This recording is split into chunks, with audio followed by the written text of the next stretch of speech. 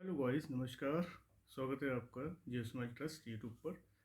दोस्तों, हमने कल तक बात की थी कि पुर्तगीज़ आए, डच आए, ब्रिटिशर्स आए। इन तीनों में काफ़ी संघर्ष चलता रहा। पुर्तगीज़ का डचों के साथ, डचों का पुर्तगीज़ के साथ, अंग्रेज़ों के साथ, अंग्रेज़ों का डचों के साथ, देन फिर फ्रांसीसी के साथ, फ्रांसीस के साथ कई सारे प्रथम कर्नाटक युद्ध, द्वितीय कर्नाटक युद्ध, तृतीय कर्नाटक युद्ध शुरू हो जाते हैं। तो दोस्तों, कल हमने बात की प्लासी का वार, बैटल ऑफ प्लासी। और आज हम डिस्कस करेंगे बैटल ऑफ बक्सर के बारे में। तो बैटल ऑफ बक्सर के बारे में एक पृष्ठभूमि हम आपको बता देते हैं कि बैटल ऑफ बक्सर कैसे शुरू किया गया था। Okay guys, battle of Buxar काफ़ी इंपॉर्टेंट पॉइंट्स हैं इसमें, आप ध्यान रखिएगा। वेरी वेरी इंपॉर्टेंट पॉइंट्स रहेंगे। मैं सारे पॉइंट्स आपको ब्रीफ में कवर कर दूंगा, एक कनेक्टेड स्टोरी के तौर से आपको समझ में आ जाएगा। जैसे हमने कल तक पढ़ा प्लासी का बैटल, जो बैटल ऑफ प्लासी का।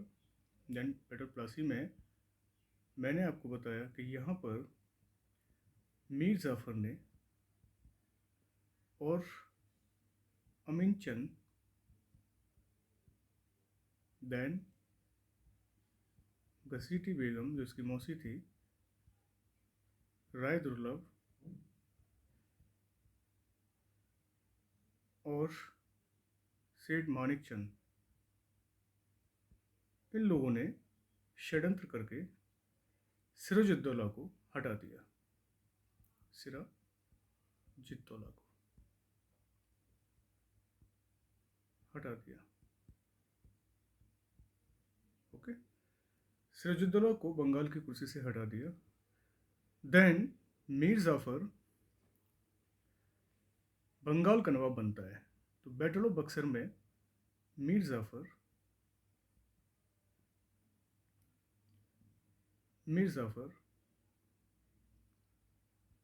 को नवाब ऑफ बंगाल बनाया जाता है गाइस, बनाया जाता है। मीर जाफ़र का जो टेन्योर रहता है वो 1757 और 1760 तक इसका कार्यकाल रहेगा। मीर जाफ़र को क्लाइव का गीदड़ कहा गया है। वेरी इंपॉर्टेंट पॉइंट्स हैं, पूछे जाते हैं। क्लाइव का गीदड़ मीर जाफ़र को बोला गया है। ओके, मीर जाफ़र एक नाम मात्र का, मीर जाफ़र नाम मात्र का नवाब बना दिया जाता है। ये 1757 से 60 का है। एक मैं पृष्ठभूमि बता रहा हूँ इसके, बैकग्राउंड, कि किस तरह से आगे जाकर मीर कासिम सत्ता संभालता है। अंग्रेज़ों को लगता है जब ये नाम मात्र का नवाब बन जाता है तो इसको फील होता है कि मेरे पास कोई पावर नहीं है, असली पावर, रियल पावर तो ब्रिटिशर्स के पास है। तो मीर जाफ़र, ब्रिटिशर्स को लगता है कि मीर जाफ़र डचों के साथ, डचेस के साथ क्या बना रहा है, रिलेशन बना रहा है। ये फील होता है, रिलेशंस बना रहा है। तो ब्रिटिशर्स मीर जाफ़र के प्रति सचेत हो जाते हैं, अवेयर हो जाते हैं कि कुछ पता नहीं कि आगे मीर जाफ़र क्या षड्यंत्र करे। इसलिए पहले डचों को अंग्रेज हराते हैं। हम ऑलरेडी बात कर चुके हैं battle of, okay guys, important है बैटल ऑफ वेदरा। कोई टफ नहीं है, इजी होकर कनेक्टेड स्टोरी तरह से सुनिए आप, सुनते रहिएगा। सुनते रहेंगे तो मुझे लगता है आपका आराम से काम हो जाएगा। जहाँ आपने देखा बर्डन है, ये है, वो है, तो फिर मुझे नहीं लगता आपका कुछ हो पाएगा। बस धीरे से आप अच्छी तरह से पढ़ाई करें और अवेयर होने की कोशिश करें। हर चीज़ अवेयरनेस पर टिकी हुई है। ये अवेयरनेस है आपकी। बैटल ऑफ वेदरा से 1759 में मैंने बताया आपको, ब्रिटिशर्स पहले हम डिस्कस कर चुके हैं। डचों में ब्रिटिशर्स वर्स डचेस में ये युद्ध होता है और इसमें डचेस हार जाते हैं, ब्रिटिशर्स जीत जाते हैं। क्यों?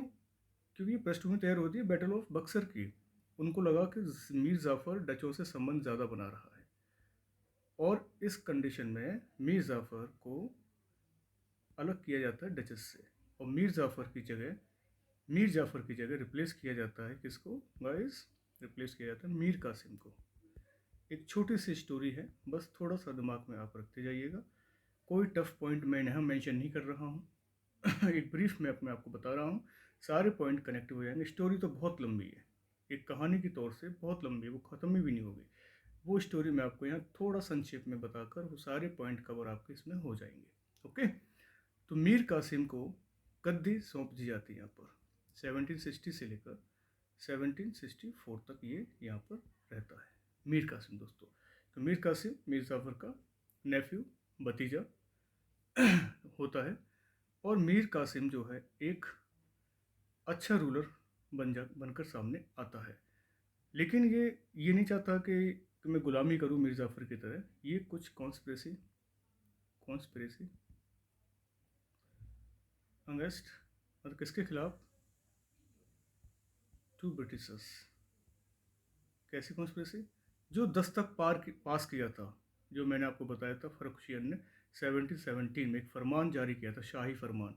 यहाँ मैं मेंशन कर दूँ, फ़र्रुखशियर ने, हम डिस्कस कर चुके हैं, फ़र्रुखशियर ने एक शाही फरमान, कई बार क्वेश्चन पूछे, शाही फरमान जारी किया था दोस्तों 1717 में, और ये मीर जाफ़र तक यूज होता रहा। मीर जाफ़र इस दस्तक को, जैसे हम दस्तक कहते हैं, दस्तक का मतलब एक तरह से दीवानी अंग्रेज कलेक्शन रिवेन्यू करते रहे इस दस्तक के माध्यम से। यहाँ तक कि इस दस्तक का प्रयोग अकबर पर भी लगाया गया था, लेकिन अकबर से कोई पैसा नहीं ले जाता था। लेकिन दस्तक की परमिशन, दस्तक की जो परमिशन है, मतलब ट्रेडिंग की जो परमिशन है, उसको भी लेनी पड़ती थी अकबर बादशाह को। वो भी निःशुल्क, मतलब पैसा नहीं देना पड़ता था बादशाह को, लेकिन निःशुल्क वो काम कर सके।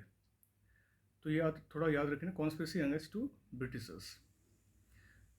तो कैसे दस्तक को इसने ख़त्म कर दिया, दस्तक को ख़त्म कर दिया। अब अंग्रेज के लिए काफ़ी प्रॉब्लम हुई कि हमारा, मतलब नवाब हमारी, मतलब एक पॉलिसी के तहत ये नवाब बनाया गया, और हमारे ही खिलाफ ये, मतलब दस्तक को ख़त्म कर दिया। मतलब अब ब्रिटिशर्स को परमिशन लेनी पड़ रही थी, लेकिन परमिशन फिर भी क्यों देगा ये? नवाब तो था, लेकिन ब्रिटिशर को लगा अब हम इसे नवाब की कुर्सी से उतारेंगे। लेकिन उतारने से पहले देखिए कई सारे बैटल होते हैं मीर कासिम वर्सेस ब्रिटिशर्स। ये क्वेश्चन पूछे जाते हैं आपके, कैसे? नंबर 1, बैटल ऑफ कटिया, फिर गिरिया। एक होता है बैटल ऑफ कटिया, पूछे जाते हैं दोस्तों ये 1763। दूसरा बैटल ऑफ गिरिया 1763, और एक तीसरा होता है पटना हत्याकांड एकर, ये भी आपका 1763 में होता है। तो तीनों में ही वैसे देखा जाए, इन दोनों में ये डिफीट हो जाता है, हार जाता है अंग्रेजों से। सिंपल से क्वेश्चन है ये। कौन हारता है? मीर कासिम। ये डिफीट हो जाता है किसके किसके द्वारा? बाय ब्रिटिशर्स, अंग्रेजों के द्वारा ये हार जाता है। मीर कासिम अंग्रेजों के द्वारा हार जाता है गाइस। इन दोनों युद्धों में पूछे जाते हैं, डेट भी पूछी जा सकती है। कटिया का बैटल ऑफ कबू 1763 में, मैचिंग में आ सकता है। बैटल ऑफ फिरिया 1763 में किस किस के बीच हुआ था? तो मैंने बता दिया, मीर कासिम और ब्रिटिशर्स के बीच में हुआ था युद्ध। देन पटना का जो हत्याकांड हुआ, पटना हत्याकांड, कई बार पूछा जाता है पटना हत्याकांड। एक्चुअली क्या है, पटना में 150 अंग्रेजी कैदी होते हैं। गुस्से में आकर मीर कासिम इन 50 की हत्या कर देता है पटना पहुंचकर। और पटना जब पहुंचता है, पटना पहुंचकर इनकी हत्या कर देता है। इससे अंग्रेज और खफा होते हैं, इससे अंग्रेज और खफा हो जाते हैं। ओके, मतलब एंटी हो जाते हैं एक तरह से। पटना में जब ये पहुंचता है, हत्या कर देता है 150 अंग्रेजों कैदी की, तो वहाँ से उसको भागना पड़ता है। किसे? मीर कासिम को। Then Mir Qasim remove from Patna, Patna से रिमूव हो जाता है और कहाँ पहुँचता है ये फिर? अवध पहुँच जाता है गाइस। देखना, एक बिल्कुल सीरीज चल रही है स्टोरी के तौर से। अवध पहुँच जाता है और वहाँ अवध के साथ मिलकर, अवध का नवाब होता है शुजा उद्दौला। याद रखना, सिराजुद्दौला अलग है, ये शुजा उद्दौला है। शुजा उद्दौला को अपनी टीम में शामिल करता है, को अपनी टीम में शामिल कर लेता है। अवध का नवाब होता है, पूछा जाता है अवध का नवाब कौन है, तो आप बताएंगे शुजा उद्दौला है। अपनी में टीम में शामिल कर लेता है। देन फिर क्या, कहाँ जाता है? दिल्ली। और दिल्ली में मुगल बादशाह होता है इस समय, आपको मालूम है कौन है? बताइए गाइस। ये शुजा-उद-दौला है और दिल्ली में आपका रहेगा शाह आलम, शाह आलम सेकेंड। तो अब देखिए बैटल ऑफ प्लासी में एक पृष्ठभूमि तैयार हो रही है। बैटल ऑफ बक्सर में, सॉरी, बक्सर में एक पृष्ठभूमि बन रही है, क्योंकि सब चाहते हैं, ये भी चाहते हैं, शाह आलम भी चाहते हैं कि ये सब अंग्रेज छोड़ के भाग जाए हिंदुस्तान को और हम मिलकर आराम से राज करें। तो बैटल ऑफ प्लासी में देखो कौन कौन यहाँ पर आमने सामने हो जाते हैं वर्सेस। देखिए यहाँ आएंगे आपके मीर कासिम, क्योंकि मीर कासिम ने टीम बना ली है। मीर कासिम प्लस शुजा-उद-दौला रहेंगे आपके, मीर कासिम, शुजा-उद-दौला और प्लस शाह आलम। ये तीनों मिल जाते हैं और तीनों मिलकर इधर अंग्रेजी आ जाता है हेक्टर मुनरो। हेक्टर मुनरो यहाँ पर आकर, मतलब देखा जाए जो क्लाइव होता है, क्लाइव 1760 में चला जाता है, कहाँ? लंदन। और उसकी जगह आता है हेक्टर मुनरो। गाइस इंपॉर्टेंट है, थोड़ा याद रखना। हेक्टर मुनरो ये बैटल ऑफ बक्सर में रहता है। 22 अक्टूबर 1764 एक डेट है, याद रख लेना आप। हेक्टर मुनरो इसमें जीत जाता है और ये इनकी सबकी हार हो जाती है, याद रखना, बहुत इंपॉर्टेंट है। हेक्टर मुनरो यहाँ विजयी होते हैं, ब्रिटिशर्स क्या होते हैं, जीत जाते हैं यहाँ पर। ये ब्रिटिश की तरफ से खेल रहा है यहाँ पर और ये जीत जाता है हेक्टर मुनरो। जब ये बैटल ऑफ प्लासी, बक्सर हार जाते हैं। बक्सर कहाँ है दोस्तों? बक्सर बिहार में है। छोटे मोटे पॉइंट आपके क्या हैं, डिस्कस कर लिए जाते हैं, एग्जाम्स में कभी पूछे जा सकते हैं कि बक्सर कहाँ है, तो आप बता सकते हैं बिहार में है। और प्लासी कहाँ है? बंगाल में था। तो इस तरह से अंग्रेज़ों ने यहाँ पर भी हुकूमत जमा ली। कहते हैं ये जो युद्ध था, ये पहला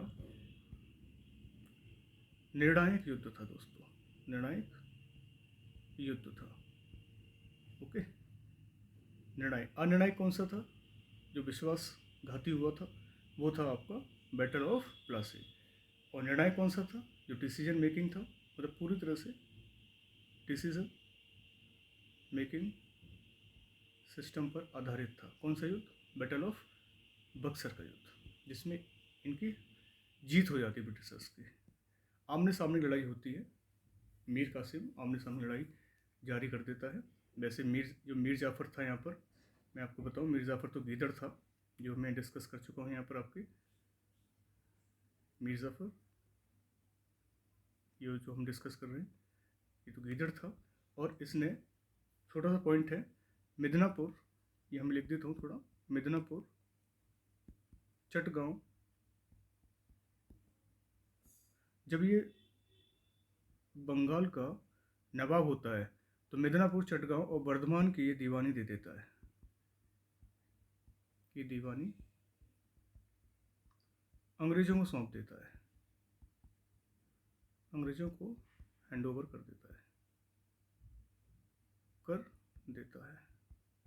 मतलब अब अंग्रेज़ों को इन 3 जगहों से रेवेन्यू कलेक्ट करने का राइट मिल जाता है, रेवेन्यू कलेक्ट करने का अधिकार मिल जाता है गाइस। याद रखना, थोड़ा पॉइंट है या तीनों, कई बार डिस्कस किया जाता है। ये आपका मीर जाफ़र दे देता है इनको। मीर जाफ़र की जो डेथ होती है वो 1765 में हो जाती है, याद रखना। या मैं नोट करके लिख दूंगा, नोट करके। Mir Jafar died on 1765। और ये पहले दूसरा पॉइंट क्या है कि जो बैटल ऑफ बक्सर फिनिश होता है, बैटल ऑफ बक्सर के बाद दो संधि होती है, मतलब ट्रीटी होती है टू, नंबर 1 नंबर 2। ये ट्रीटी है, ट्रीटी ऑफ इलाहाबाद दोस्तों, treaty of Allahabad very very important है। एक 12 अगस्त 1765 और एक 16 अगस्त 1765। 12 अगस्त 1765 की संधि होती है, वो होती है आपके शुजाउद्दौला के साथ। शुजा, ये गाइस शुजाउद्दौला रहेगा, ये आपका रहेगा शाह आलम के साथ। कभी कभी क्या है, मिस्टेक अगर हो जाती है एक दो पॉइंट में, तो आप घबराना मत, कमेंट आप कर दीजिएगा कि सर एक दो क्वेश्चन डिस्टर्ब वो मिस्टेक हो गया, क्योंकि मैं भी रोबोट नहीं हूँ कि मुझे सब कुछ याद रहेगा। ओके, तो कभी कभी क्या है, बाई मिस्टेक अगर एक दो पॉइंट अगर हो भी जाता है तो आप मुझे कमेंट में बता सकते हैं। शाह आलम सेकंड और दूसरी हुई थी शुजाउद्दौला के साथ, शुजाउद्दौला के साथ। शुजाउद्दौला से तो इलाहाबाद और कड़ा से क्या क्या किया इन्होंने, रिवेन्यू कलेक्ट करने का राइट ले लिया, मतलब एक दीवानी प्राप्त की, राइट। अंग्रेज बहुत पावरफुल थे, अपने हिसाब से ये लोग चलते रहते थे। तरीके से इन्होंने इंडिया पर कब्जा किया और कई सारे शासकों के साथ संधि करनी पड़ी। ये संधि ऑलरेडी शाह आलम और शुजाउद्दौला के साथ हुई, शाह आलम के साथ भी ट्रीटी हुई है, और ये भी कई स्थानों पर अंग्रेज़ों को दीवानी देते हैं। अंग्रेज़ों को दीवानी मतलब वही रिवेन्यू कलेक्ट करने का अधिकार दे देते हैं। कौन देते हैं दोस्तों, मैंने आपको बता दिया है, शाह आलम सेकेंड और शुजाउद्दौला। तो बक्सर के युद्ध के बाद, ट्रीटी ऑफ इलाहाबाद के बाद, ये बक्सर का बैटल होता है, तो बक्सर बैटल खत्म होता है ट्रीटी ऑफ इलाहाबाद के बाद। ट्रीटी ऑफ मतलब इलाहाबाद की संधि के बाद ये सब फिनिश हो जाता है। इलाहाबाद की संधि से ये सारी चीज़ें फिनिश हो जाती है। आपस में ये बात करते हैं कि मुझे यहाँ से रेवेन्यू कलेक्ट करना है, पैसा इकट्ठा करना है, और ये सब उन्होंने अपने हिसाब से किया था। देन फिर बंगाल में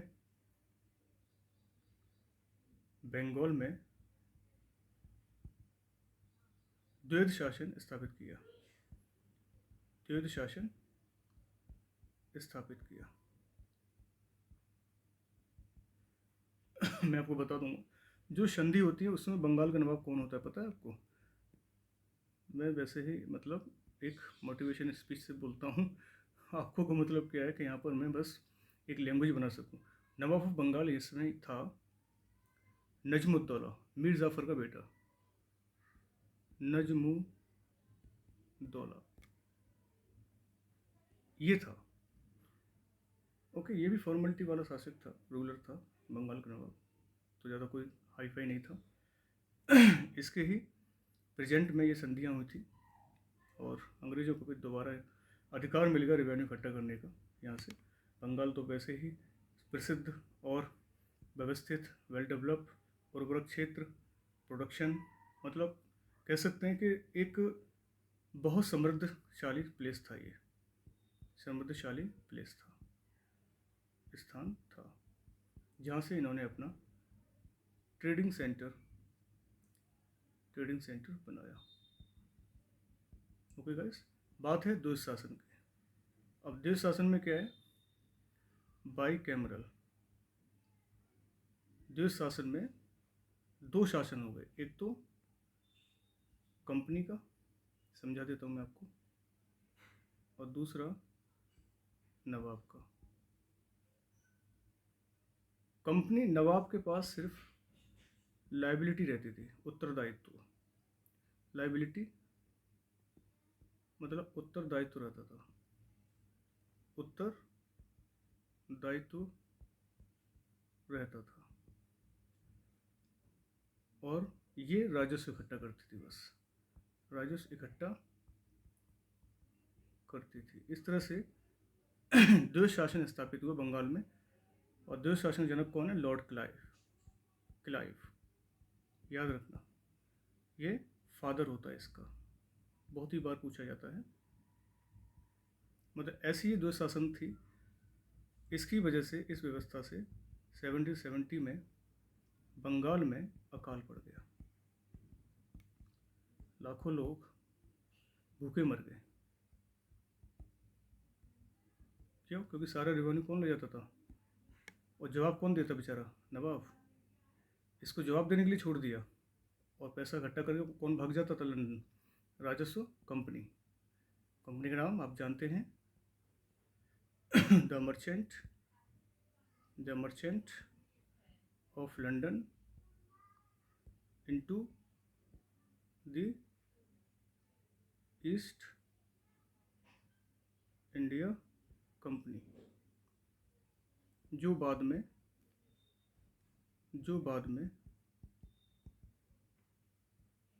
1833 में ईस्ट इंडिया कंपनी बन जाती है। ईस्ट इंडिया कंपनी बन जाती है। तो गाइस, आज हम यहाँ तक की बात करेंगे, बहुत इंपॉर्टेंट टॉपिक रहेंगे। यहाँ से अगर कोई क्वेश्चंस आपके दिमाग में रहता, कोई कमेंट आपको करना है, तो आप श्योर क्वेश्चन पूछ सकते हैं। बहुत ही इंपॉर्टेंट टॉपिक है, मैंने सारे टॉपिक यहाँ कवर कर दिए हैं, सारे पॉइंट कवर कर दिए हैं। आगे की डिटेल्स में हम जानेंगे नेक्स्ट मॉडर्न हिस्ट्री में जो टॉपिक होगा, जो भी बैटल्स होंगे अंग्रेज़ों के, और प्रथम आंग्ल मैसूर युद्ध आता है, तो काफ़ी सारी चीज़ों पे हम लोग फोकस करेंगे आगे की वीडियो में। यहाँ तक देखेंगे हम लोग। प्लीज़ आप शेयर कीजिएगा, लाइक कीजिए, कमेंट कीजिएगा कैसे आपका वीडियो है, सही लग रहा है आपको। Okay guys, thank you so much.